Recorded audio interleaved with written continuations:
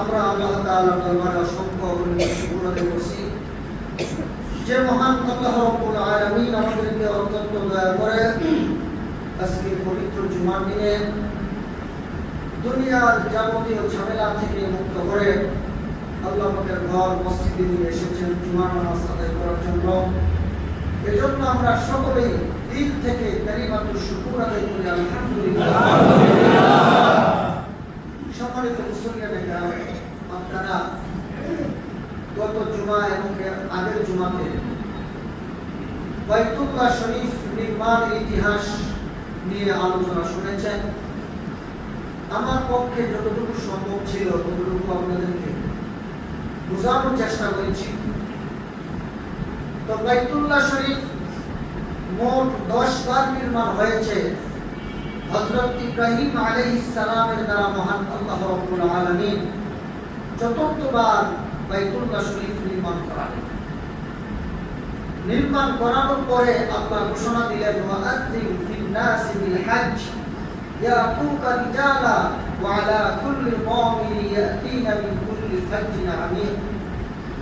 সূরাতুল হজ নামে একটা সূরা আছে কোরআনে, 17 নম্বর পারা 10 নম্বর পৃষ্ঠায় এই সূরাটা শুরু হয়েছে, সূরাতুল হজ।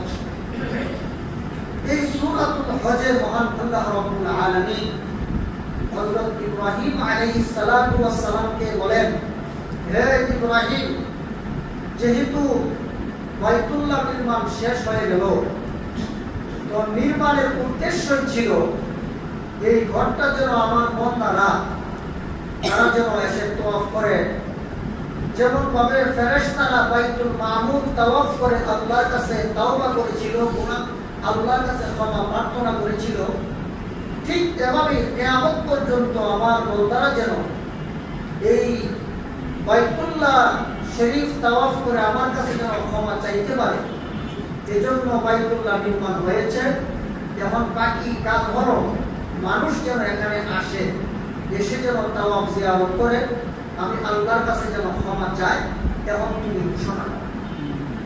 হযরত ইব্রাহিম আলাইহিস সালাতু ওয়াস সালাম আল্লাহর কাছে বললেন, হে আল্লাহ, আমি এখানে বাইতুল্লাহ নির্মাণের কাজ সমাপ্ত হওয়ার পরে ঘোষণা দেব ঠিক, কিন্তু এখানে তো কোনো মানুষ নেই, আমার কথাগুলো শুনবে। আল্লাহ বললেন, হে ইব্রাহিম, তোমাকে বললাম ঘোষণা দেওয়ার জন্য, তোমার দায়িত্ব হলো ঘোষণা দেওয়া, আর আমার দায়িত্ব হলো মানুষের কর্মকুহরে পৌঁছায়। তো হযরত ইব্রাহিম আলাইহিস সালাম ঘোষণা দিলেন, হে দুনিয়ার লোক সকল, আল্লাহ পাকের ঘর বাইতুল্লাহ নির্মাণ হয়ে গেছে, এখন তোমরা আসো আল্লাহর ঘর জিয়ারতের জন্য। তখন পৃথিবীতে তখনকার সময়ে যত মানুষ ছিল প্রত্যেকের কানে আল্লাহ পাক ইব্রাহিম আলাইহিস সালামের এই বাণীটা, এই আহ্বানটা আল্লাহ পৌঁছায় দেন। শুধু যারা তখনকার সময়ে জীবিত ছিল তাদের কানে নয়, বরং কিয়ামত পর্যন্ত যত মানুষ দুনিয়াতে আসবে, অনেকে মায়ের বাবার পৃষ্ঠদেশে ছিল, অনেকে মার রেহেমে ছিল, যারা বাবার পৃষ্ঠদেশে ছিল তাদের কানেও আল্লাহ পৌঁছায় দিলেন, আর যে সমস্ত সন্তানেরা মায়ের গর্ভাশয়ে ছিল তাদের কানেও আল্লাহ এই আওয়াজ পৌঁছায়।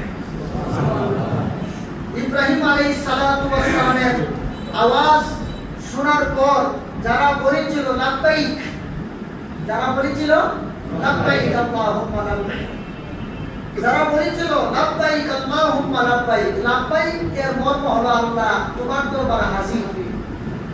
ইব্রাহিম আলাইহিস সালাতু ওয়াস সালামের এই ঘোষণা শোনার পর যারা বলেছিল লাব্বাইক আল্লাহুম্মা লাব্বাইক, তাদের বাক্যে আল্লাহ কোনো না কোনো ভাবে বাইতুল্লাহ শরীফ জিয়ারতের তৌফিক দান করবেন। সুবহানাল্লাহ। চাই সে গরিব হোক, টাকা পয়সা না থাকুক, আল্লাহ পাক তাকে যে কোনো ভাবে আল্লাহর ঘর বাইতুল্লাহ শরীফ জিয়ারতের তৌফিক দান করবেন। মুআজ্জাজ হাজিরিন, আমি 2019 সালে উমরায় গেছি। আমি মসজিদের তাবলীগের জামাত আসছে, জামাতের বয়ান করলাম মাগরিবের নামাজের পর। মাগরিবের নামাজের পরে বয়ান করার পরে দোয়া করলাম। আর দোয়ার মধ্যে এই কথাটা ছিল, আল্লাহ মক্কা মদিনা না দেখায়া গায়ে কাফনের কাপড় পরায়। ওই আমার এক মুসল্লি ছিল এখানে উপস্থিত। উনি বলছে তোর আপনার পাসপোর্ট আছে? বললাম আছে। ও পাসপোর্টটা নেই। দিলাম, এক সপ্তাহের মধ্যে বাইতুল্লাহ জিয়ারত হয়ে গেল। আমার 1 টাকাও লাগে না। তাহলে বাইতুল্লাহ জিয়ারত করলে অনেক সময় টাকা ছাড়াও করা যায়। জোরে বল ঠিক কিনা? এটা কে করায়? আল্লাহ। এরপরে আবার 2022 সালে ওই লোকে আবার 15 টাকাটা বাড়াইছে। আমার 1 টাকাও লাগে না। তাইলে বাইতুল্লাহ জিয়ারত করলে অনেক সময় টাকা ছাড়াও করা যায় যদি মনের আবেগ, আপনার আবেগটা যদি আল্লাহ কবুল করেন, তাহলে দেখবেন যে কোনো সময় বাইতুল্লাহ জিয়ারতের নসিব হয়ে যাবে। তো হযরত ইব্রাহিম আলাইহিস সালাতু ওয়াস সালাম উনি যখন বললেন যে আসো আমার আল্লাহর ঘর জিয়ারত করার জন্য আসো, তখন এই কথাটা প্রতিটা মানুষের কানে আল্লাহ পৌঁছায় দিয়েছেন। এই আওয়াজ শোনার পরে যারা উত্তর দিয়েছে লাব্বাইক আল্লাহুম্মা লাব্বাইক, তাদের ভাগ্যে আল্লাহ কিয়ামত পর্যন্ত হজ এবং উমরাকে আল্লাহ লিপিবদ্ধ করে দিয়েছেন। আর যারা লাব্বাইক বলে নাই, তাদের পক্ষে হজ উমরা করার তৌফিক হয় নাই। ভালো দাওয়াত দিলে কি সবাই অ্যাকসেপ্ট করে? ভালো দাওয়াত দিলে সবাই কি করে না? মানে গ্রহণ করে। ভাই একটু আয়ের মসজিদে তকবীর বলার নামাজের দাওয়াত দেয় যে ভাই আসেন মসজিদে। কোন না হুজুর আমার লুঙ্গিটা পরা, কোন হুজুর আমার প্যান্ট ভালো না। মাঝে মাঝে জিজ্ঞাসা করে তোমার লুঙ্গিও তোমার প্যান্টের মধ্যে কি ঠাড়া করছে? না না না, ওই ঠাড়া না তো কি সমস্যা? প্রস্রাব করে পানি নেই। হ্যাঁ জানে আমার লুঙ্গি অথবা প্যান্টের মধ্যে প্রস্রাব করে পানি না দেওয়ার কারণে প্রস্রাবের বিষয়টা না পাক এখানে পড়ছে।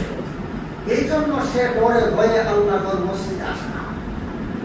তাহলে তার কাছেও দাওয়াত দেওয়া হয় কিন্তু সে আসে না। আবার অনেক মানুষ দেখা যায় দাওয়াত দিলে চলে আসে। তাহলে কি বুঝলেন?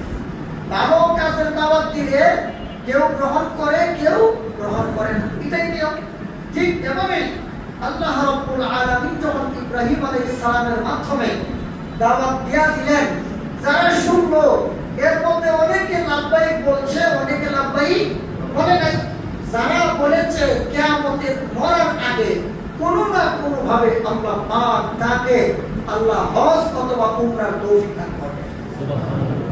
আরে এটা তো একটা মানে আমার কথা শোনাই না। আমি যেই মাদ্রাসায় পড়াইতাম ওই মাদ্রাসার বাবুর্চি একদম একেবারে গরিব মানুষ, এত গরিব আর তো মূর্খ মানুষ, পড়ালেখা নাই। ওই লোককেও এলাকার একজন পয়সাওয়ালা তাকে উমরা করেছে। তাহলে সেই লোক বাবুর্চি আপনার ঘর জিয়ারতের কোন তার কল্পনাতেও ছিল না, কিন্তু ওই লোকে আল্লাহর ঘর জিয়ারত করে ফেলছে। এজন্য টাকা থাকলেই হজ উমরা করা যায় না যদি আল্লাহ কবুল না করেন, আল্লাহ যদি তৌফিক না দেন। তো মুআজ্জিন হাজির, হযরত ইব্রাহিম আলাইহিস সালামের ঘোষণাটা ছিল আজ থেকে প্রায় 5000 বছর আগে। ইব্রাহিম আলাইহিস সালাম যখন ঘোষণা দিয়েছিলেন তখন এখন থেকে নিয়ে কত বছর আগে? 5000 বছর আগে তিনি ঘোষণা দিয়েছিলেন। তখন থেকে যে হজ উমরা চালু হয়ে গেল, এখনো আছে, কিয়ামত পর্যন্ত চলবে। জোরে বলো সুবহানাল্লাহ। তো আমাদের নবী আসার আগেও হজ উমরা ছিল, এখনো আছে। তবে ইসলাম আসার আগে হজ উমরার সিস্টেম ছিল একরকম, এখন হলো হজ উমরার সিস্টেম আরেক রকম।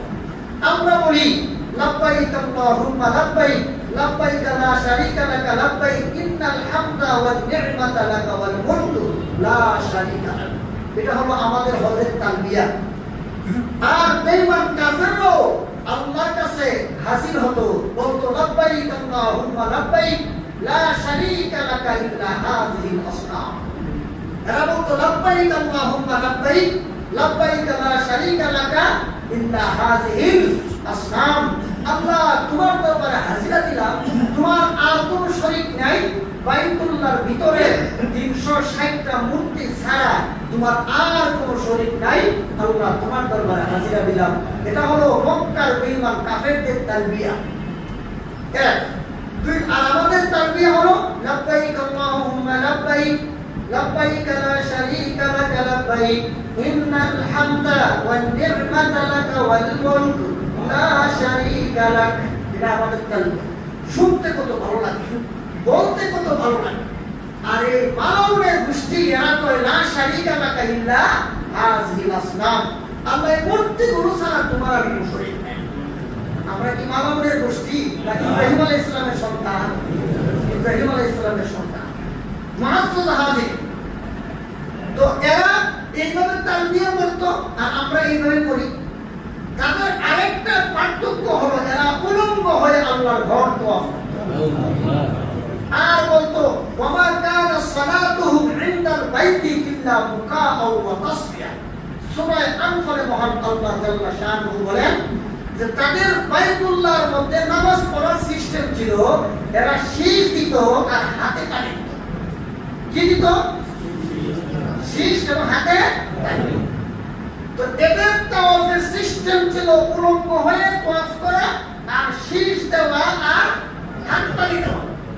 আর আমরা উলঙ্গ হয়ে তাওয়াফ করি না, কারণ উলঙ্গ থাকা পশুর স্বভাব আর কাপড় পরিধান করা মানুষের স্বভাব।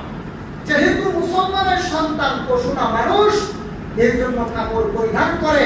মক্কার কাফেররা মানুষ ছিল না, যদিও সূরতে মানুষ ছিল, সিরাতার পশু ছিল, এর জন্য উলঙ্গ হয়ে আল্লাহর ঘর তওয়াফ করত। এদেরকে জিজ্ঞেস করা হলে কেউ তোমরা যে উলঙ্গ হয়ে আল্লাহর ঘর তওয়াফ করো ব্যাপারটা কি? কয় আমরা যে কাপড় পরিধান করে আল্লাহর ঘর তওয়াফ করি, এই কাপড় পরিধান করে আমরা কিভাবে আল্লাহ, আমরা যে কাপড় পরিধান করে গুনার কাম করি, চুরি করি, জিনা করি, সন্ত্রাস করি, বদমাশি করি, রাহাজানি করি, লুটতরাজ করি, হারাম খাই, মিথ্যা বলি, গীবত, চুগলখড়ি করি, এর তওয়াফ করব যেই কাপড় চুগল পরিধান করে করি, এই কাপড়গুলো পরিরা কিভাবে আল্লাহর ঘর জিয়ারত করি? কি সুন্দর যুক্তি! হ্যাঁ, অথচ যে সমস্ত অঙ্গ প্রত্যঙ্গ দিয়ে গুনার কাম করে ওইগুলো কিন্তু কাইটা বানায় না। চোখ দিয়া জিনা করুন, চোখ দিয়া খারাপ জিনিস দেখে চোখ খুলে ফেলে না, মুখ দিয়া মিথ্যা কথা বলে মুখ ফেলে দেয় না, হাত দিয়া জুলুম অত্যাচার করে হাত কেটে ফেলে না, পা দিয়া অন্যায়ের দিকে অগ্রসর হয় পা কেটে ফেলে না, আরো বিভিন্ন অঙ্গ প্রত্যঙ্গ দিয়ে গুনার কাম করে এই কাইটা বানায় না। কিন্তু ওই যে 200 লোকা হয়, 200 লোকা কাফের মুআজ্জাজ হাজিরিন। তো এই ছিল তাদের হজ উমরার অবস্থা। আর আমাদের অবস্থা কি? ও দুইটা কাপড় পরবে, একটা নিচের জন্য আর একটা উপরের জন্য সেলাই বিহীন কাপড় পরিধান করতে হবে, একেবারে সাদা ধবধবে, দেখতে কত সুন্দর দেখা যায়, মনে হয় যেন আসমান থেকে এক ঝাঁক ফেরেশতা নেমে এসেছে। কত সুন্দর দৃশ্য! যারা এটা দেখেছেন, অবলোকন করেছেন, আপনারা বলতে পারবেন এই দৃশ্যটাতে কত মজাদার, এই দৃশ্যটাতে কত চমৎকার। একসাথে মানুষ আল্লাহর ঘর তওয়াফ করতেছে আর বিভিন্ন রকমের দোয়া করতেছে। লাব্বাইক আল্লাহুম্মা লাব্বাইক লাব্বাইক লা শারীকা লাক লাব্বাইক ইন্নাল হামদা ওয়ান নি'মাতা লাকা ওয়াল মুলক লা শারীকা লাক। কত সুন্দর উচ্চারণ এগুলো মুসলমানরা করে। তো মুআজ্জাজ হাজিরিন, ইব্রাহিম আলাইহিস সালাতু ওয়াস সালামের সময় থেকেই হজ উমরা চালু হয়ে গিয়েছিল।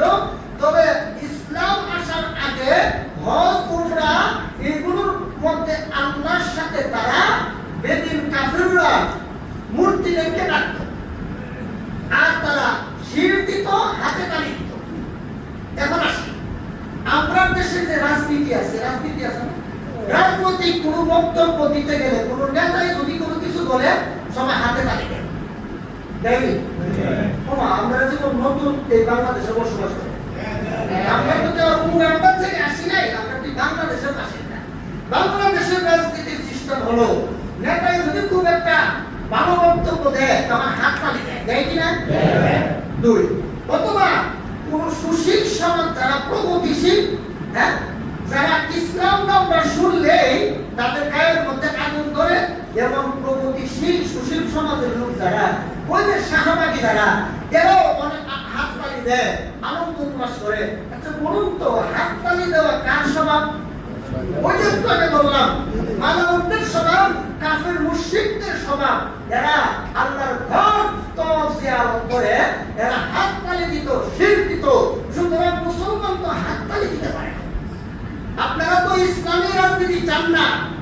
হ্যাঁ, আপনারা তো আলেমদেরকে মঞ্চে কোনো মসলক দিতে চান না। কেন দিতে চান না? আলেমরা আইসে এগুলো নিষেধ করবে। আমি যদি বা আপনি একজন আলেম যদি কোনো মঞ্চে বক্তব্য দেয়, এই মঞ্চে যদি কোনো আলেমের বক্তব্য শোনার পর কেউ হাততালি দেয়, তখন উনি বাধা দিবার বলবে যে সাবধান, এটা মুসলমানের সংস্কৃতি না, এটা ইহুদ নাসারা বেঈমান কাফেরদের সংস্কৃতি, এটা করবেন না। তখন এগুলো বলবে। এই জন্য আপনাদের কাছে এগুলো ভালো লাগে। আমরা ভালো কথা বললে ভালো লাগে না, অথচ আমরা কাফের মুশরিকদের সংস্কৃতি, আমরা স্বেচ্ছায় সানন্দে সব প্রমোদিত হয়ে কাফের মুশরিকদের সংস্কৃতি গ্রহণ করছি, যেমন হাততালি দেওয়া। সুতরাং আজ থেকে আপনারা এই সবকটা নিয়ে যান। এই সবকটাও যদি নিয়ে যেতে পারেন যে আমি যে দলই করি না কেন, আমি যেই আমার দলের নেতা যত বড়ই হোক না কেন, আমার নবীর চেয়ে বড় না, নবীর সাহাবীদের চেয়ে বড় না, ইমাম আবু হানিফার চেয়ে বড় না, ইমাম শাফিঈ, ইমাম আহমদ ইবনে হাম্বল, ইমাম মালিকের চেয়ে বড় না। সুতরাং এদের আদর্শের মধ্যে, এদের তরিকার মধ্যে হাততালি নাই। আমি মুসলমানের সন্তান, আমিও জীবনে কোনোদিন হাততালি দিব না, কারণ এটা ইহুদ নাসারা বেঈমান কাফেরদের সংস্কৃতি। দুনিয়ার কোনো মুমিন মুসলমান ইহুদ নাসারা বেঈমান কাফেরদের সংস্কৃতি গ্রহণ করতে পারে না। রাসূল বলেন, মান তাশাব্বাহা বিকাউমিন ফাহুয়া মিনহুম। কোন মুমিন যদি বেঈমান কাফেরদের সংস্কৃতি গ্রহণ করে, রাসূল বলেন হেও ওই দলের অন্তর্ভুক্ত। আপনাদের কাছে কি খারাপ লাগে না? যদি কেউ মনে করেন যে হুজুর এগুলো বলে কেন আমার কাছে খারাপ লাগে, বুঝা গেল তার কলম নষ্ট। আর কি নষ্ট? আর যার কলম নষ্ট, ও কোনদিন জান্নাত যেতে পারবে না। আল্লাহ বলেন, ইয়াউমা লা ইয়ানফাউ মালুন ওয়ালা বানুন ইল্লা মান আতাল্লাহা বিকলবিন সালিম। আয়াতের শেষে কি আছে? বিকলবিন সালিম, বিকলবিন সালিম।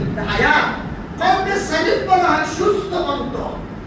অন্তর সুস্থ হয় আল্লাহর হুকুম মানলে, অন্তর সুস্থ হয় নবীর তরিকা মতো চললে। অন্তর অসুস্থ হয় আল্লাহর নাফরমানি করলে, অন্তর অসুস্থ হয় নবীর তরিকার বিরুদ্ধে গেলে। আল্লাহ বলেন, কাল হাসরের ময়দানে স্ত্রী, সন্তান, ছেলে মেয়ে কোনো কিছুই কাজে আসবে না, তবে যারা কলবে সালিম সুস্থ অন্তর নিয়ে হাজির হবে, আমি আল্লাহর তৈরি জান্নাতে তারা প্রবেশ করবে। তাহলে কোরআন, হাদিস, নবীর সুন্নাত, ইসলামের কথা বললে যদি কারো দিলের খারাপ লাগে, বুঝা গেল তার কলমটা নষ্ট। আর যদি বন্ধু হুজুর কি করুন, সমাজের তালে তালে, দেশের তালে তালে অনেক সময় যাই, অনেক সময় দৌড় করি, কিন্তু হুজুর আসলে তো ইসলামকে ভালোবাসি। আমরা এখানে যারা আছি, আওয়ামী লীগ, বিএনপি, জাতীয় পার্টি যত দলই করে, আমরা অনেক সময় সমাজের তালে তালে, হ্যাঁ দেশের তালে তালে লাফাই, কিন্তু আমরা কিন্তু দিল থেকে ইসলামকে ভালোবাসি।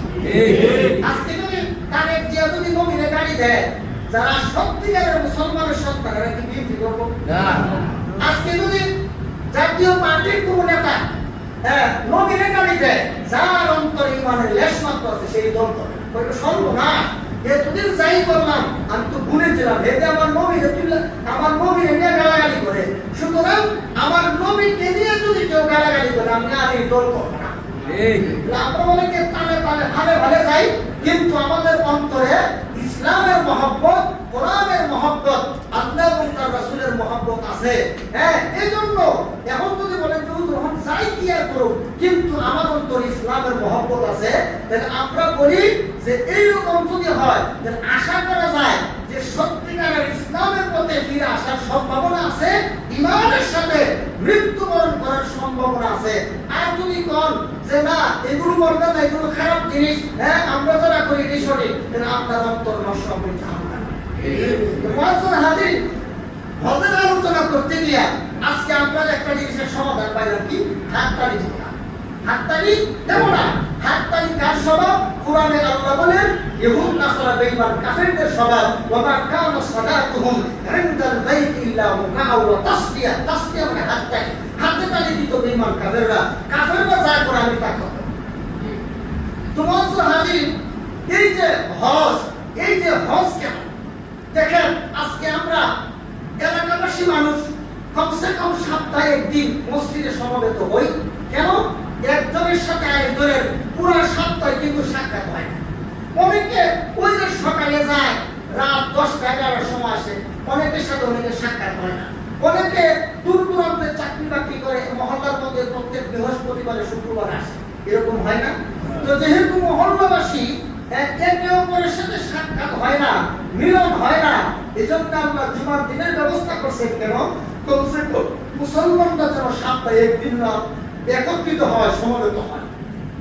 আবার সপ্তাহ হয় সম্ভব হয় না, তখন দেখা যায় আল্লাহ এই অনেক সময় দেখা যায় যে অনেক মানুষ যে গ্রাম থেকে শহরে আসে, যারা গ্রাম থেকে শহরে আসে এরা তো গ্রামের মানুষের সাথে সাক্ষাতের সুযোগ হয় না। এই জন্য কমসে কম মহান আল্লাহ বৎসরে যেন 2 বার হইলেও মুমিন মুসলমান একে অপরের সাথে সাক্ষাৎ হয়, এই জন্য 2টা ঈদের ব্যবস্থা করছে। কিন্তু বাংলাদেশের মুসলমানের সাথে পাকিস্তানের মুসলমানের, বাংলাদেশের মুসলমানদের সাথে আফগানিস্তানের মুসলমানের, ইরাক, ইরান সহ বিভিন্ন দেশের মুসলমানদের কি সাক্ষাৎ সম্ভব না। কিন্তু মহান আল্লাহ এমন একটা সিস্টেম চালু করছেন হজ। এই হজের মাধ্যমে বিশ্ব মুমিনের মিলন মেলা অনুষ্ঠিত হয় মক্কাতুল মুকাররমায়। আল্লাহ বলেন ওয়ামা জাআলনাল বাইতা মাসাবাতাল লিন-নাসি ওয়া আমনা। আল্লাহ বলেন আমি বাইতুল্লাহকে মানুষের মিলনের স্থল এবং শান্তির স্থান হিসেবে বানাইলাম। তো বাইতুল্লাহ শরীফ মানুষের শান্তির জায়গা, মানুষের মিলনের স্থান।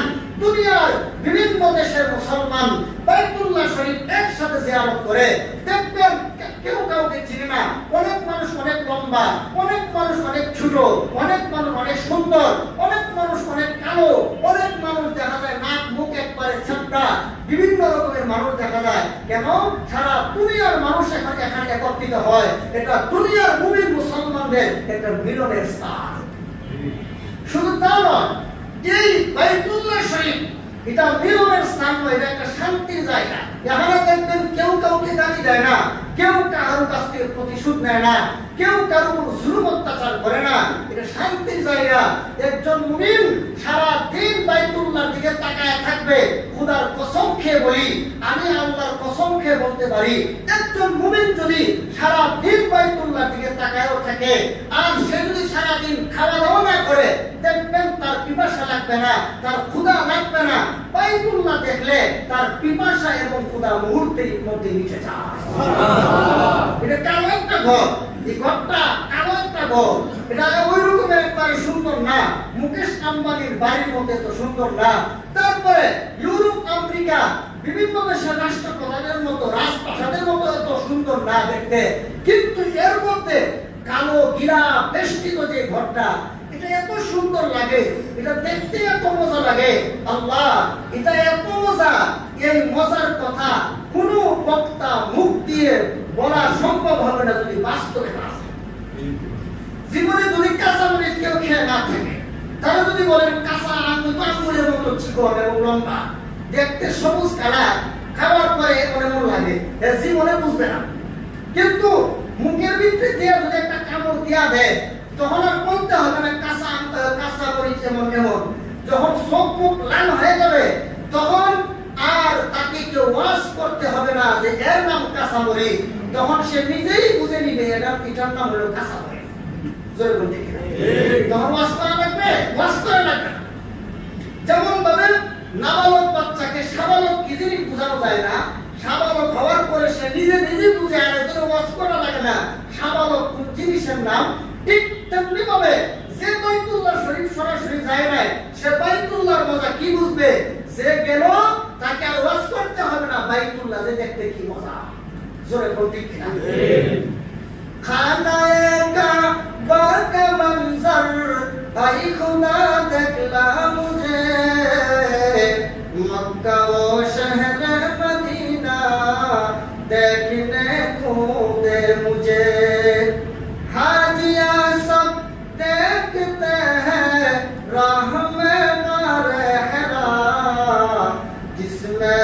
हजरत मुस्तफा चुप कर बुलाते थे तुझे। বাইতুল্লাহ শরীফের পাশেই তো, বেশি দূরে না, এই যে হেরা পর্বত, এই যে জাবালে নূর, জাবালে রহমত না, জাবালে রহমত এটা আরাফার ময়দানে অবস্থিত। জাবালে রহমত ছোট, কিন্তু জাবালে নূর অনেক উঁচা। আল্লাহ এত উঁচা, দূর থেকে দেখা যায় বড় ছোট পাহাড়, কিন্তু উঠে দেখেন যে কত বিশাল পাহাড়। আল্লাহু আকবার। আগে আগে তো উঠার মতো কোনো সিঁড়ি ছিল না, কিন্তু এখন উঠার মতো সিঁড়িও আছে। আমি দেখলাম পাকিস্তানি বুড়া বুড়া মহিলারা পর্যন্ত উঠে যায়। আর আপনার দেশ থেকে আমি কয়েকটা রয়ে গেছিলাম, অনেক মাশাআল্লাহ স্বাস্থ্য ভালো, নাদুস ভালো, এরা উঠতে কষ্ট হয়। তখন দেখলাম বুড়া বুড়া মানুষ পর্যন্ত ওখানে উঠে যায়। কেন উঠে যায়? এটা দুনিয়ার কোন স্বার্থ হাসিলের জন্য নয়, তার অন্তরে কোরআনের মহব্বত, আল্লাহর নবীর মহব্বত তার অন্তরে ছিল। মক্কা মদিনার মহব্বত, এই জন্য যায়। জোরে কোন ঠিক কিনা? তাহলে এই যে বাইতুল্লাহ শরীফ, এটা দেখার জন্য যারা আসলে বাইতুল্লাহ আসে, বাইতুল্লাহ প্রেমিক, এরা সবসময় বাইতুল্লাহ শরীফ যাওয়ার জন্য চেষ্টা করে। আমাদের মুসল্লি হাজী বুরহান সাহেব মারা গেল, নাওয়ারাল্লাহু মারকাদা, ওনার কবরকে আল্লাহ জান্নাতের বাগান বানায় দেন। তো উনি বলতে যে হুজুর আমি কত বছর হজ যাব, আমার ইনকাম থেকে যা হয় আমি জমাই, আমি প্রত্যেক বছর বাইতুল্লাহ জিয়ারতে যাব, কারণ এটা না গেলে আমার ভালো লাগে। অলরেডি কয়েক বছর আমি আসার পর দুইবার উনি গেছেন লাগাতার, তো উনি চলে গেছেন কবরে। এজন্য আমাদের অন্তরে বাইতুল্লাহর মহব্বত থাকা চাই। বাইতুল্লাহর প্রতি ঘৃণা ও শ্রদ্ধা কোন মুমিনের অন্তরে থাকতে পারে। মুআজ্জিন হাজিরিন, আপনারা একটা কথা শুনে আশ্চর্য হবেন, বাংলাদেশের বঙ্গ বেদাতি সুন্নি নামধারী একটা দল আছে। এর একজন গুরু ঠাকুর ছিল নেত্রকোনা আলী আকবর রেজভী, নাম শুনছেন? শুনেন নাই? আল্লাহ, অনেকে শুনছেন, অনেকে শুনেন নাই। যাক, ইসলামী অঙ্গন নিয়ে তো আপনাদের এত ঘাটাঘাটি নাই। আবার ওই কোন দেশের কোন খেলোয়াড় আজ থেকে 50 বছর আগে, ওই ফিলিপাইনের খেলোয়াড়ের নাম কি, তারপরে ওই যে বিভিন্ন দেশের খেলোয়াড়ের নাম কি, ওই নামগুলো আমাদের খুব মুখস্থ আছে। 1971 সালের আগে এই দেশে নায়িকা ছিল, এগুলো আবার অনেকের মুখস্থ থাকে। কিন্তু ইসলামী অঙ্গনের আলেমুল আমার নাম মুখস্থ রাখার দরকার নাই। এগুলো এই জন্য আমাদের অনেকের মনে রাখার দরকার মনে করি। এটার একটা কারণ হইল যে এই যে আমাদের দেশে যে সমস্ত ভণ্ডগুলো আছে, এদেরকে চিনে রাখা দরকার। ভণ্ডদেরকে চিহ্নিত করাও দরকার, চিনে রাখাও দরকার। যেমন ইমাম মুসলিম তার কিতাব মুসলিম শরীফের ভূমিকায় অনেক লোকের নাম ধরে ধরে বলছেন অমুক দাজ্জাল, অমুক কাযযাব, অমুক মিথ্যুক, ওর কাছ থেকে হাদিস দেওয়া যাবে না। কেন বলছেন? এজন্য বলছেন কারণ মিথ্যাবাদী দাজ্জাল থেকে যদি হাদিস নেওয়া হয়, ওই হাদিসটা কিন্তু শুদ্ধ হাদিস না, এটা সহিহ হাদিস হবে না, এটা জাল হাদিস হবে। এই জন্য ইমাম মুসলিম নাম ধরে ধরে বলে দিয়েছেন, সাবধান, অমুক অমুকের কাছ থেকে হাদিস নিও না, এরা মিথ্যাবাদী, এরা দাজ্জাল, এরা এই সমস্ত অপরাধের সাথে জড়িত। তো নাম কেন উল্লেখ করলেন? আবার অনেকে বলছেন যে হুজুর এত বড় মুহাদ্দিস মুসলিম রাহমাতুল্লাহ আলাইহি, উনি উনার কিতাবে গীবত করলেন কেন? গীবত করার সর্বাবস্থায় হারাম, তবে ইসলামের স্বার্থে, দ্বীনের স্বার্থে গীবত করা শুধু নাজায়েজ হবে কেন? বরং এটা ওয়াজিব। তো ভণ্ডদেরকে সমাজে চিহ্নিত করা এটা আমাদের দায়িত্ব। তো মুআজ্জিন হাজী ওই আলী আকবর রেজভী ছিল ওই যে হাজীগঞ্জ চাঁদপুরের আবিদ শাহ ছাত্র, আর আবিদ শাহ ছিল আলা হযরতের ছাত্র। তাইলে আলী আকবর রেজভী ছিল আবিদ শাহ ছাত্র, আবিদ শাহ ছিল ওই যে আহমদ রেজা খার ছাত্র, আর আহমদ রেজা খা ছিল ইংরেজের দালাল। এখন ইতিহাস বুঝছেন? আহমদ রেজা খা ইংরেজের দালাল। এই ইংরেজের দালাল একটা বই লিখেছিল, ইলামুল আ'লাম বিআন্নাল হিন্দা দারুল ইসলাম। যখন ইংরেজের বিরুদ্ধে ভারত উপমহাদেশের হিন্দু মুসলমান নির্বিশেষে সবাই জিহাদের ময়দানে ঝাঁপায়া পড়লো, মুসলমানদের এই জজবাকে দমিয়ে দেওয়ার জন্য, মুসলমানদের আন্দোলনকে স্থগিত করে দেওয়ার জন্য ইংরেজ কয়েকটা দালাল খরিদ করে নিল। এর মধ্যে একটা দালালের নাম হলো আহমদ রেজা খা, আরেকটা দালালের নাম হলো মির্জা গোলাম আহমদ কাদিয়ানি। এই এই দুই দালাল ইসলামের বিরুদ্ধে গিয়া ইংরেজের পক্ষে গিয়ে অনেক দালালি করছে। এর মধ্যে আহমদ রেজা খান বই লিখছে, বইয়ের নাম হলো ইলামুল আলাম বিআন্নাল হিন্দ দারুল ইসলাম। এরা বলে যে ইংরেজদের বিরুদ্ধে জিহাদ করা হারাম, কারণ এরা মুসলমান দেশের সরকার। এই আহমদ রেজা খান ছাত্র আবিদ শাহ ছাত্র হলো আলিয়াতুর রেজভি। এই রেজভি হজে যায় না। হ্যাঁ, জিজ্ঞেস করা হলো যে হুজুর আপনি হজ করলেন না কেন? বক্তব্য মুরিদানের তো অভাব নাই এই দুনিয়া, আপনার বাংলাদেশে হাজারো হাজারো মুরিদান আছে। একজন মুরিদ আপনার 10 বার উমরা হজ করাইতে পারবো, হজ করাইতে পারবো, জান না কেন? তখন হে জবাব দেয়, এই যে সৌদি আরবে যত ইমাম আছে সব কাফের। মক্কা মদিনার ইমাম কাফের, মক্কা মদিনার মানুষ সব কাফের। আর ওয়াহাবির বিচার আমার যায় না, এই জন্য আমি উমরা আর হজ করতে চাই না। এক কত বড় শয়তান, আলোচনা বলেন, এক কত বড় শয়তান। শয়তানের যত পরিচয় আছে সরাসরি একটা পরিচয় হলো এই রেসিপি। মুআজ্জাজ হাজির তো মক্কা মদিনা সম্পর্কে কাহারও বিদ্বেষ থাকা যায় না। মক্কা মদিনা মানুষের আবেগের স্থান জোরে কোন ঠিক? মুআজ্জাজ হাজির হজ আল হাজ্জুন অথবা হিজ্জুন, হাজ্জুন বলা যায়, হিজ্জুন বলা যায়। হজ শব্দের আবিধানিক অর্থ হলো আল কসদ। শারহুল বিকায়া কিতাবের হাশিয়াতে উল্লেখ আছে আল হাজ্জু আই আল কসদ, ইচ্ছা করা। হজের আবিধানিক অর্থ কি করা? ইচ্ছা পোষণ করা। কিন্তু প্রত্যেক ইচ্ছাকে হজ বলে না।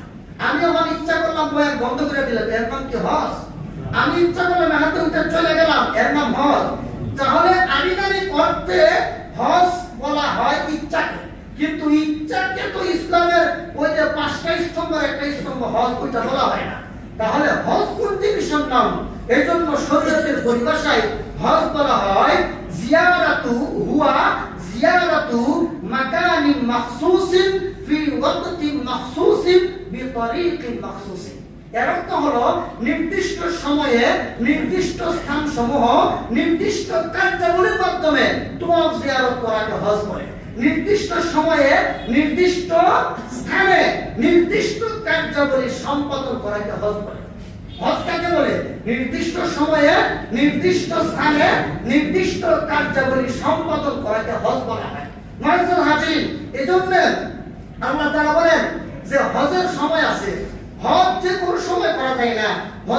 হজের সময় হলো 3 মাস। মাস 3টা হলো মূলত জিলহজ মাসে হজের কার্যাবলী সম্পাদন করতে হয়, এর আগে করা যায় না। এর আগে হজের নিয়ত কইরা মক্কায় যাইতে পারবেন, কিন্তু হজ হবে জিলহজ থেকে, জিলহজ মাস।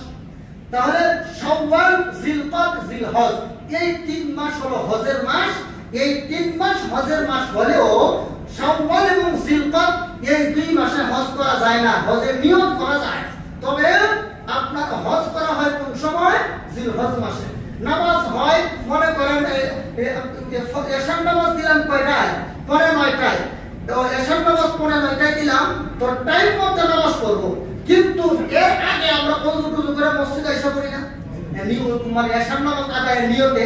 এই জন্য হজের নিয়তে আগে মক্কায় গিয়ে অবস্থান করবেন ঠিক, কিন্তু হজ করতে পারবেন না। হজ করতে হয় জিলহজ মাসে। জিলহজ মাসে আল্লাহ বলেন আল হাজ্জু আশহুরুম মালুমাতুন ফামান ফারাদা ফীহিন্নাল হাজ্জা ফালা রাফাসা ওয়ালা ফুসুকা ওয়ালা জিদালা ফিল হজ। আল্লাহ বলেন হজের মাস নির্দিষ্ট। এই আয়াতের ব্যাখ্যায় মুফাসসিরিনে কেরাম বলেন নির্দিষ্ট আল হাজ্জু আশহুরুম মালুমাত, হজ নির্দিষ্ট মাস। ওই মাসগুলো কোন মাস? হাদিস কোরআনে নাই, নবীর হাদিস আছে। হাদিস আছে শাওয়াল, জিলকদ, জিলহজ এই 3 মাস হলো হজের মাস। তবে শাওয়াল আর জিলকদে হজ করা যায় না, হজ করতে হয় জিলহজ মাসে। মুআজ্জাজ হাজির, তাহলে হজের আবিধানিক অর্থ কি বুঝলাম? ইচ্ছা করা। আর পরিভাষায় হজ বলা হয় নির্দিষ্ট স্থানে নির্দিষ্ট সময়ে নির্দিষ্ট কার্যাবলী সম্পাদন করাকে হজ বলা হয়। হজের মোট ফরজ হলো 3টা। কয়টা? 1 নম্বর কি করা? হজের ইহরাম বাঁধা। 2 নম্বর বাইতুল্লাহ শরীফ 7 বার তাওয়াফ করা। 3 নম্বর বাইতুল আরাফার ময়দানে অবস্থান করা। আরাফার ময়দানে অবস্থান করে। এই হলো তিনটা হজের ফরজ। বাকি যা আছে এগুলো ফরজ গুলো ওয়াজিব। যেমন মিনা ময়দানে যাওয়া, সাফা মারওয়া সাই করা, মাথা মুন্ডন করা, শয়তানকে পাথর মারা, এইগুলো হলো ওয়াজিব। কিন্তু এবং বিদায়ী তাওয়াফ করা এগুলো ওয়াজিব। কিন্তু হজের মূল কাজ হলো তিনটা। এক নম্বর হজের জন্য কি করা? ইহরাম বাঁধা। দুই নম্বর আরাফার বাইতে অবস্থান করা। তিন নম্বর আল্লাহর ঘর বাইতুল্লাহ তাওয়াফ করা। তো এই হলো হজ। হজের দ্বারা কি ফায়দা? হুজুর অনেকে তো বলে হজ করলে টাকা কমে যায়, তো অনেকে বলে যে হজ না করে টাকাগুলো আমরা দেয়া দেই না গরিব মিসকিনকে। মাশাআল্লাহ, এই সমস্ত কথা যারা বলে এদের ঈমান থাকবে না, এদের ঈমান থাকবে না। আল্লাহ রাসূল বলেন আল হুজ্জাজ ওয়াল উম্মার ওয়াফদুল্লাহ দাআহুম। আল্লাহ রাসূল বলেন যারা হজ করে আর যারা উমরা করে এরা আল্লাহর দলভুক্ত, এরা আল্লাহর দলভুক্ত। আরেক হাদিস আল্লাহ রাসূল বলেন ওয়াফদুল্লাহি সালাসাতু, তিন দল মানুষ কেমন আছে যারা আল্লাহর দলভুক্ত। এক নম্বর হলো আল গাজী, যারা আল্লাহর জন্য, যারা আল্লাহর দ্বীনকে দুনিয়াতে প্রতিষ্ঠিত করার জন্য জিহাদ করে মুজাহিদ, এরা হলো আল্লাহর দলের লোক। দুই নম্বর ওয়াল হাজ্জু, যারা হজ করে এরাও আল্লাহর দলের লোক। তিন নম্বর ওয়াল মুতামির, যারা উমরা করে এরাও আল্লাহর দলের লোক। এখন যদি হজ উমরা করেন ফায়দা কি? আল্লাহ রাসূল বলেন ইয়াগফিরুল্লাহু লিল হাজ ওয়া মান ইস্তাগফার লাহুল হাজ। রাসূল বলেন যে ব্যক্তি হজ করে উমরা করে আল্লাহ তাকে ক্ষমা করে দেন। আর উমরাকারী আর হজকারীও যদি কারোর জন্য আল্লাহর কাছে তারে গিয়া দোয়া করে আল্লাহ ওই ব্যক্তিকে মাফ করে দেন। যারা বাইতুল্লাহ জিয়ারতে যান এরা ওইখানে গিয়া যদি কোনো ব্যক্তির জন্য দোয়া করে আল্লাহ তাদেরকে মাফ করে দেন। মুআজ্জিল হাজির, আপনি যদি হজে গিয়া উমরায় গিয়া একটা টাকা খরচ করেন, এটা আপনার আল্লাহর রাস্তায় সদকা করার মতো সওয়াব পাইবেন। আমাদের আয়েশাকে আল্লাহ রাসূল বলেন ইন্না লাকি মিনাল আজরি আলা কদরি নাসিবিকা ওয়া নাফাকাতিকা, আলা কদরি নাসিবিকি ওয়া নাফাকাতিকি।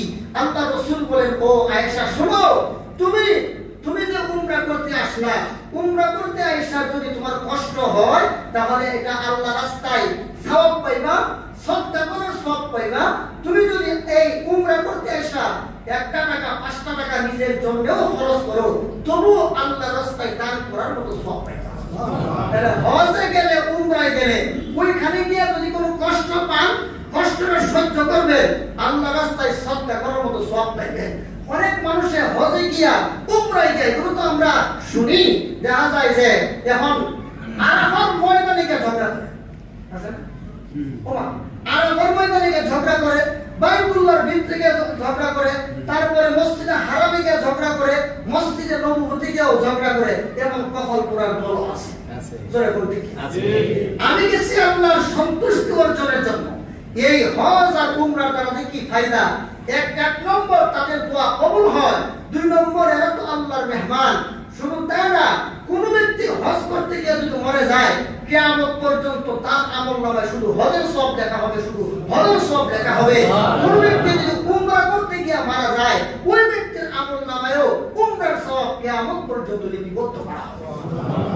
আমি গেছি আল্লাহর সন্তুষ্টি অর্জনের জন্য, আল্লাহর সান্নিধ্য অর্জনের জন্য। ওখানে ঝগড়া করবে কেন? আর ঝগড়া করে কারণ হলো মুআল্লিম যে কথা কইয়া দেয়, কথা বলে নবী রাসূলের মতো, ওইখানে নিয়ে আচরণ করে ফেরাউনের মতো। কইছে যে ওদের একবারে মনে হয় যে ওনার উপরে বাইতুল্লাহ শরীফের ভিতরে ঢুকে নামাজ হয়, এমন প্রতিশ্রুতি দিয়া নেয়। নেয়া করে কি জানেননি, এমন দূরে নেয়া রাখে পরে গাড়ি দিয়ে আয়া নামাজ পড়া লাগে। আইটাই করে আমি নিজে দেখছি। আমার এক পরিচিত লোক কেউ আমরা গাড়িতে আয় গিয়া হুজুর এমন জায়গা হোটেল দিছে, ওখান থেকে হেঁটে এসে নামাজ পড়ার কোনো সুযোগ নাই। তাইলে কত সুন্দর কথা বলে এনে কিন্তু আচরণ গুলো করে খারাপ। তো আসলে এই কারণে ঝগড়াটা লাগে। বলছে যে খাওয়ান দিব, ওমা খাওয়ান দেন 3 বেলার জায়গায় 2 বেলা। তারপরে নিয়া দেখা যায় যে হোটেলের কথা বলছে মনে হয় যে 7 স্টার হোটেল, গিয়া দেখে 1 স্টার না। জোরে বলতে কি না? আমি গেছি এক হোটেলে, আল্লাহ সিনকারি নাই, তো আমি তো বাথরুমে যাবো আর ওখানে সাইডে পড়া। এই হলো অবস্থা। এই কারণে কিন্তু ঝগড়াগুলো লাগে। তো এটা যদি এমন কারো ভাগ্যে হয় তখন আমরা সবর করব। কি করব?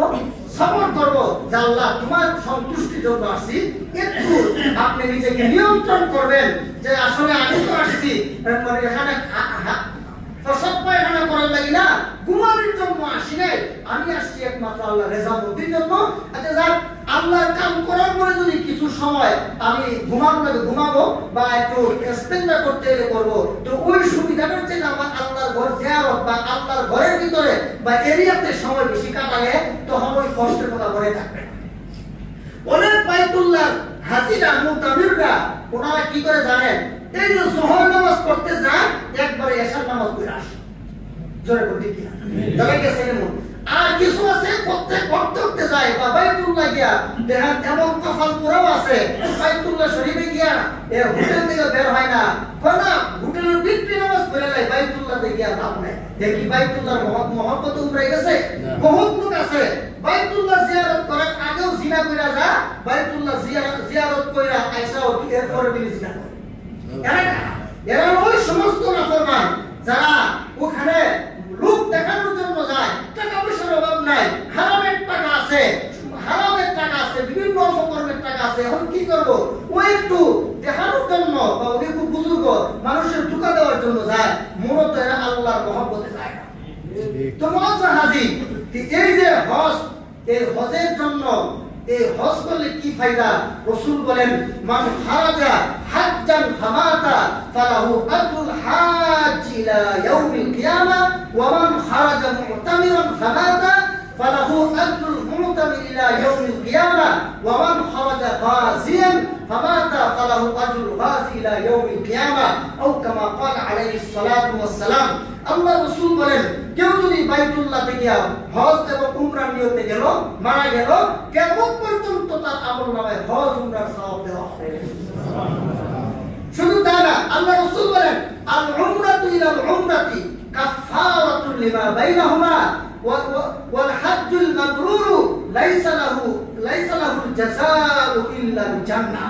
রাসূল বলেন এক উমরা থেকে আরেক উমরা পর্যন্ত এর মাঝখানে উমরাকারী যে গুনাহগুলো করে আল্লাহ মাফ করে দেন। আর হজ্জ মাবরুর যেটা, সেই হজ্জ মাবরুরের প্রতিদান ওয়াল হাজ্জুল মাবরুরু লাইসা লাহুল জাযাউ ইল্লাল জান্নাহ। হজ্জ মাবরুরের প্রতিদান একমাত্র জান্নাত। হজ্জ মাবরুরের একমাত্র প্রতিদান কি? আর সুরা বলেন জান্নাত। হজ্জ মাবরুরটা কি? হজ্জ মাবরুর হলো মকবুল হজ, যে হজটা আল্লাহ কবুল করছে। এখন কার হজ মকবুল, কার হজ মকবুল হলো না, তারও কিছু আলামত আছে, আসেনি? আর হুজুরা বলেন গাছ তোমার নাম কি? ফলে পরিচয়। গাছের মধ্যে ফল যেতেছে, ফল দেখলে বুঝতে যাবে এটা কোন গাছ। ঠিক তেমনি ভাবে বাইতুল্লাহ জিয়ারত করে দেশে আসার পরে তার আমল আখলাক, চলাফেরা, চালচলন, কথাবার্তা করে বোঝা যায় এই লোকের হজ উমরা কবুল হয়েছে কি হয় নাই।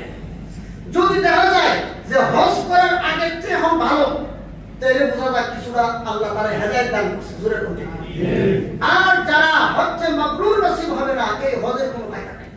এখন হজ্জে মাবরুর কোনটা, তার বিবরণ আল্লাহ জাল্লা শানুহু পবিত্র কোরআনের সূরাতুল বাকারার 197 নম্বর আয়াতে আল্লাহ ঘোষণা করেছেন। আল্লাহ বলেন الحج أشهر معلومات فمن فرض فيهن الحج فلا رفث ولا فسوق ولا جدال في الحج। আল্লাহ বলেন যারা হজে গিয়া ফালা রাফাসা ওয়ালা ফুসুকা ওয়ালা জিদালা, কোন যৌন কর্ম করবে না এবং কোন রকমের পাপাচারিতায় লিপ্ত হবে না এবং কোন ঝগড়া করবে না, কোন গুনাহ কাজ করবে না। হজে গিয়া শুধু আল্লাহর ধ্যানে মগ্ন থাকবে। আল্লাহর সন্তুষ্টি অর্জনের জন্য যারা সর্বদা চেষ্টা করবে, এই হজের পুরো সফরটাই সে শুধু একমাত্র আল্লাহর সন্তুষ্টি অর্জনের জন্য আল্লাহর কাছে চাইলে কান্নাকাটি করবে। রাসূল আল্লাহ তাআলা বলেন এটা হলো মকবুল হজ, এটা হজ্জ মাবরুর। আর এই হজ্জ মাবরুরের প্রতিদান সম্পর্কে বর্ণনা দিতে গিয়ে আমাদের রাসূল বলেন লাইসা লাহুল জাযাউ ইল্লাল জান্নাহ। হজ্জ মাবরুরের প্রতিদান হলো একমাত্র জান্নাত। তাহলে হজ করলে ফায়দা না গস না লাভ কি লাভ জানেন? আল্লাহ রাসূল বলেন তাবিউল হজ্জ ওয়াল উমরা ফাইন্নাহুমা ইয়ানফিয়ানিল ফাকর ওয়াজ যুনুব। রাসূল বলেন হজ করো, উমরা করো, করলে দুই ফায়দা, একটা হলো তোমার গুনাহ মাফ হবে, আরেকটা হলো তোমার দারিদ্রতা বিমোচন হবে। গুনাহ মাফ হবে, দারিদ্রতা বিমোচন। দারিদ্র বিমোচন বলতে কি বোঝায়? যে অনেক আছে, টাকা পয়সা আছে, মনে করেন মানে 10 কোটি টাকার সম্পদ আছে, ব্যাংকে ওনার 12 কোটি পায়, হে কি ধনী না হে আর বড় গরিব? গরিব। আরেকজন লোক ব্যাংক ব্যালেন্স নাই, টাকা জমি নাই, কিন্তু আলহামদুলিল্লাহ সে খেয়ে দেয়, খুব ভালো আছে, অসুখ নাই, ঋণ নাই, কিচ্ছু নাই, অল্প ইনকাম করে, আলহামদুলিল্লাহ সে ভালো চলে। তাহলে এই লোকটাই আসল সুখী, আসল ধনী। জোরে কোন ঠিক কিনা? ঠিক। রাসূল বলেন তাবিউল হজ্জ ওয়াল উমরা, হজ আর উমরা করো, তোমার জীবনের গুনাহ মাফ হবে এবং আল্লাহ রাব্বুল আলামিন তোমাকে ধনী বানাই দিবেন, মনের দিক থেকে ধনী বানাই দিবেন। আর আর্থিকভাবে হয়তো তোমার ঋণ থাকবে না, আগের অবস্থান থেকে আল্লাহ কিছুটা হলো আল্লাহ উন্নতি দান করবে। মুআজ্জাজ হাজির, হজের কাজ বিশাল আলোচনা। হজের পরে মদিনায় যাওয়া। এখানে আরেকটা কথা রয়ে গেছে, প্রসঙ্গ করবে, সেটা হলো ইব্রাহিম আলাইহিস সালাম বাইতুল্লাহ নির্মাণ করার পরে কিছু বালি আর কিছু পাথর ছিল, এগুলো কি করলেন? তিনি উড়ায় দিলেন। পৃথিবীর যে কোন স্থানে যে জায়গার মধ্যে একটা পাথর বা একটা কণা গিয়া পড়ছে, কিয়ামতের আগে এখানে একটা মসজিদ হবে, এমন ঘটনা শুনেন নাই? আর জোরে বলেন। এই ঘটনাটা ডাহা মিথ্যা কথা, এর কোনো ভিত্তি নাই, এর কোনো কি নাই? আর জোরে বলেন ভিত্তি নাই। আজকে ভালো রকম মনে রাখবেন, আপনার দেশের বাজারি বক্তা আছে না, এলেম নাই, কালাম নাই, বিদ্যা নাই, বুদ্ধি নাই, আমল নাই, আখলাক নাই, ওইগুলো দেখবেন এই ওয়াজগুলো করতে আসে। সাবধান, বাজারি বক্তা থেকে আপনারা কি করবেন না, এই সমস্ত ওয়াজ গ্রহণ করবেন না, এগুলো বিভ্রান্ত হবে। তাহলে এই কথাটা একেবারে ভিত্তি। মুআজ্জাজ হাজিরিন, মক্কাতুল মুকাররমায় কেউ আগে যায় অথবা মক্কাতুল মুকাররমায় কেউ পরে যায়, কেউ আগে মদিনায় যায়, কেউ আগে মক্কায় যায়। মক্কা এবং মদিনা দুটোই মানুষের আবেগে স্থান। জোরে কোন ঠিক কিনা? মক্কায় এখন এক রাকাত নামাজের 1 লক্ষ রাকাতের সওয়াব পাওয়া যায়, আর মসজিদে নববীতে এক রাকাতে 50 রাকাত নামাজের সওয়াব পাওয়া যায়। তো কেউ মক্কা আবার কেউ মদিনায় যায়। মুআজ্জাজ হাজিরিন, এই মক্কার কাজ শেষ করার পরে মদিনায় যায়। মদিনায় গিয়া কি করা? মদিনায় গিয়া যদি আল্লাহু আকবার, মদিনার মধ্যে আল্লাহ রাসূল বলেন আমার মিম্বর আর আমার যে হুজরা, এর মাঝখানের যে জায়গাটা, এটা হলো রাউযাতুম মিন রিয়াযিল জান্নাহ, এটা হলো জান্নাতের টুকরা। এই জায়গাটা জান্নাতের সাথে সম্পৃক্ত হবে। তো রাসূলের হুজরা আর রাসূলের মিম্বরের মাঝামাঝি জায়গাটা হলো জান্নাতের টুকরা। এখানে নামাজ পড়তে পারলে কত ফজিলত। রাসূল উৎসাহ দান করছেন। রাসূল বলেন যে মদিনার মসজিদে নামাজ পড়লে 50 রাকাতের সওয়াব পাওয়া যায়। আমরা মূলত এই উদ্দেশ্যেই আমরা মদিনা শরীফ গিয়ে থাকি এবং আমরা ওখানে গিয়া রাসূলের রওজা শরীফ জিয়ারত করি। রাসূল বলেন মান যারা কবরি ওয়াজাবাত লাহু শাফাআতি, কেউ যদি সত্যিকার আশিক হয়ে থাকো আর আমার ভালোবাসা নিয়ে যদি কেউ আমার সুন্নতের উপর আমল করে যদি কেউ তোমরা আমার রওজা শরীফ জিয়ারত করো, তাহলে তোমাদের জন্য আমি রাসূলের জন্য শাফাআত করা ওয়াজিব হয়ে যাবে। সুবহানাল্লাহ। এখন একজনের দাড়ি নাই, দাড়ি ছাড়া আপনি জিয়ারত করছেন, আপনার জন্য শাফাআত করা ওয়াজিব হবে না, কারণ আপনার আসল জিনিসই নাই। তো মুআজ্জাজ হাজির, রাসূলের জন্য, রাসূল ওই উম্মতের জন্য শাফাআত করবেন যে ব্যক্তি রাসূলের রওজা শরীফ জিয়ারত করবেন। ওখানে গিয়ে কোনো দোয়া নাই, মুনাজাত নাই। দোয়া তো করবেন মক্কায়, আর মসজিদে নববীতে দোয়া করবেন আল্লাহর ঘরে থেকে ফিরে। এখানে রাসূলের রওজার মধ্যে গিয়ে কোনো দোয়া নাই, এখানে হবে দুরূদ ও সালাম। কি হবে? একটা হলো দোয়া আর একটা হলো দুরূদ ও সালাম। দোয়া করতে হয় আল্লাহর কাছে, দুরূদ ও সালাম পেশ করতে হয় নবীর শানে। রাসূল বলেন মান সাল্লা আলাইয়া ইনদা কবরি সামি'তুহু ওয়া আলা নাইয়ান উবলিগতুহু। আল্লাহ রাসূল বলেন কেউ যদি আমার রওজার সামনে দাঁড়ায়া আমাকে সালাম দেয়, আমি নিজ কানে শুনি, এবং যে ব্যক্তি দূরবর্তী স্থানে আমার জন্য দুরূদ ও সালাম পেশ করে, আমি রাসূল আল্লাহর পক্ষ থেকে একদল লোক আমার কাছে সালাম পৌঁছায় দেয়। এখন যদি নবীর রওজার সামনে দিয়া আপনি সালাম দেন, নবী কিন্তু আপনার এই সালাম শুনে এর উত্তর দিবে, যদি আপনি সত্যিকার ভাবে আশিক হয়ে থাকেন। এজন্য নবীর রওজা জিয়ারত করা, মসজিদে নববীতে যাওয়ার দরকার আছে নি? আরেকটু জোরে বলেন। কেন? ওই যে রাহাল রাখা নামে এক বদমাইশ, এক নাস্তিক, ও নবীর গালি দিল না, দেখা গেছে আদালত এই মামলা খারিজ করে দিয়েছে। আদালত এই মামলা খারিজ করে দিয়েছে। আপনারা আপনাদের এগুলো জানেন না, আপনাদের খবর নাই, এগুলো আমাদের কাছে ঠিক আছে। রাহাল রাখা নামে এক নাস্তিক, সে আমার নবী নিয়ে ইসলাম নিয়ে কটূক্তি করছে, আরেকজনে তার বিরুদ্ধে মামলা করছে, মামলা খারিজ করে দিয়েছে। তাইলে কোন দেশে থাকে? এই দেশে সবকিছুর অধিকার আছে, অধিকার নাই একমাত্র ইসলামের, অধিকার নাই একমাত্র আলেমদের। এটা আপনারা মানলে মানেন, না মানলে না, এটি বাস্তব। এজন্য আমরা রাসূলের রওজা জিয়ারত করতে মহব্বত আর ভালোবাসা আমাদের ভিতরে আছে কি? আরে জোরে বলেন। তাইলে আমরা ইনশাআল্লাহ, আমরা যারা এখনো হজ করি নাই, রাসূল বলেন কেউ যদি হজ না করে ইহুদি হয়ে মরো না খ্রিস্টান হয়ে মরো, এটা আমার দেখার বিষয় না। তাইলে অনেক মানুষ হজ ফরজ কিন্তু হজটা করে না, তো এই ইহুদি হয়ে মরবে না খ্রিস্টান হয়ে মরবে, রাসূলকে আমার জানা নাই। যে কোনো একটা হয়ে মরতে পারে, এটা স্বাভাবিক ভাববেন না। আর আমরা ইনশাআল্লাহ হজের প্রস্তুতি নেই। আর যারা টাকা পয়সা নাই, কমসে কম উমরা করে আসতে পারে। ওইটাও মানে একবার গেলে মনে করেন এই উমরা গেলে বাইতুল্লাহ হজের যে স্বাদ পাইবেন, উমরার মধ্যে একই স্বাদ পাইবেন। কিন্তু হজটা হলো ধনীদের জন্য ফরজ, আর উমরাটা হলো যে কোনো মানুষকে করতে পারে। তো আমরা ইনশাআল্লাহ নিয়ত করি, আমার ইনশাআল্লাহ নিয়ত আছে, 2 বার করছি, আমার মনে চায় প্রত্যেক বছর এটা, প্রত্যেক বছর বাইতুল্লাহ শরীফ জিয়ারত করতে পারা, এটা ভাগ্যের ব্যাপার। জোরে বলতে ঠিক আছে। এজন্য ইনশাআল্লাহ নিয়ত আছে আমারও, আপনারা নিয়ত করেন, দোয়া করেন, কারণ যদি সামর্থ্য না থাকে দোয়া করে আমরা ব্যবস্থা করেন।